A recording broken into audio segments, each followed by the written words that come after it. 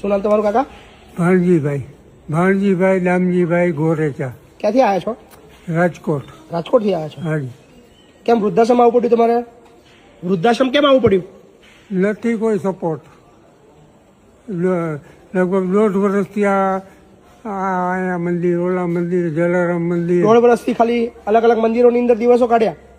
હમણાં અત્યારે સંતરામમાં હતો મંદિરમાં? હા, હવે તો થેલો ને બધું ચોરાઈ ગયું. ઓહો હો હો. તો કેટલા દિવસથી મંદિર હતા? મંદિર લગભગ 20 દિવસ થયા. ઓહો, બહાર મંદિરની બહાર બેસી રહેતા? ના, સ્ટેશનમાં એમ ગમે એમ હુઈ રહેતો. જમવાનું? જમવાનું મંદિરમાં ખાલી, હુવાનું નહોતું આપ્યું. ઓ બાપા, કોઈ તમારા ઘરમાં કોઈ નહીં? છોકરો છે એ બીમાર છે, એને પેરાલિસિસ થઈ ગયું છે, તો એ અહેમદનગરમાં આશ્રમમાં છે?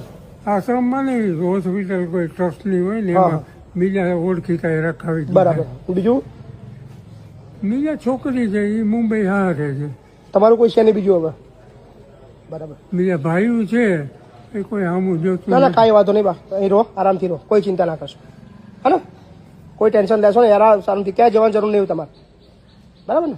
હવે આરામથી રહો, બરાબર? કોઈ ચિંતા નહીં કરવાની, હવે ક્યાંય જવાની જરૂર નહીં, હા, શાંતિ રહેવાનું. હા, આવી જાઓ, તમને મૂકી દે આશ્રમમાં. હા.